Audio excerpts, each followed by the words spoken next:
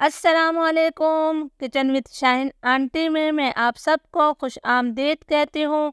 आज मैं अपने किचन में बहुत ही मज़ेदार चटपटी चटखारेदार हरी मिर्च और लहसुन की चटनी बना रही हूँ। इसके लिए मैंने 100 ग्राम मोटी वाली हरी मिर्चें ली है। हरी मिर्चों को मैंने अच्छी तरह से धोने के बाद सूती कपड़ों से खुश्क कर लिया है।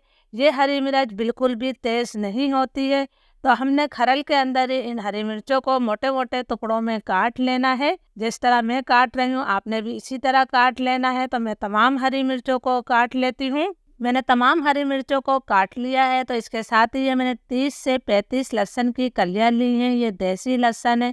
इसमें से 4 कलियों को मैं रोक लूँगी, बाकी मैंने डाल दी हैं खरल में।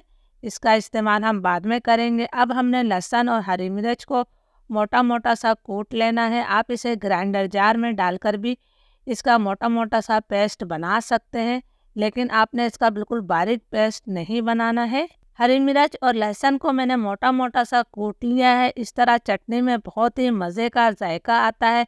तो मैं तमाम पेस्ट को प्लेट में निकाल लेती हूँ। तमाम पेस्ट मैंने निकाल लिया है। तो चलिए चटनी बनाना शुरू करते हैं। हरी मिर्च और लहसुन की चटखारेदार चटनी बनाने के लिए मैंने 1/4 कप से थोड़ा कम तेल लिया है।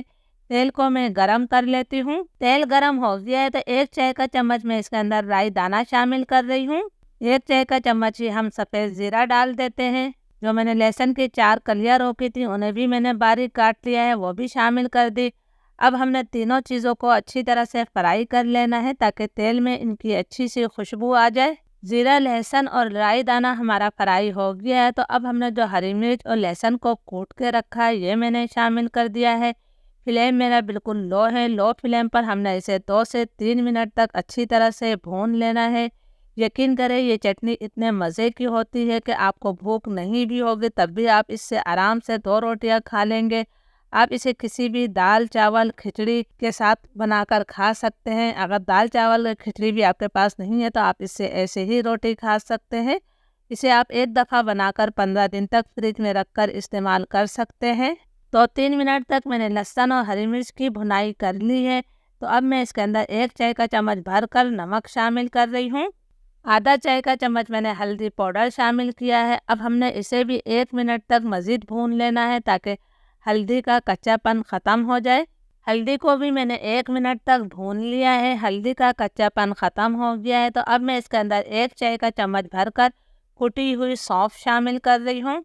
1 चाय का चम्मच भरकर ही मैंने कुटा हुआ साबुत धनिया डाला है। आपने पिसा हुआ धनिया नहीं डालना है। इसे भी हमने अच्छी तरह से मिक्स कर लेना है।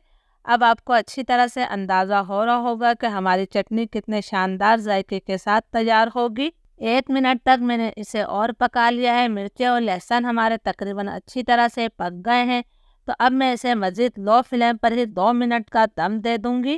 फिर 2 मिनट बाद आपको दिखाती हूँ। 2 मिनट हो गए हैं, चूल्हा मैंने बंद कर दिया है। हमारी बहुत ही चटखारेदार हरी मिर्च और लहसुन की चटनी तकरीबन तैयार है। ये मेरे पास आधा बड़ा नींबू है तो मैं इसका रस शामिल करूँगी। अगर आपके पास छोटा नींबू है तो आपने पूरे नींबू का रस डाल देना है। इससे चटनी का जायका कई गुना बढ़ जाएगा। इसे भी हम अच्छी तरह से मिक्स कर देते हैं। तो चलिए हम इस चटखारेदार चटनी को सर्व कर लेते हैं। इजाज़त दीजिए। अल्लाह हाफिज़।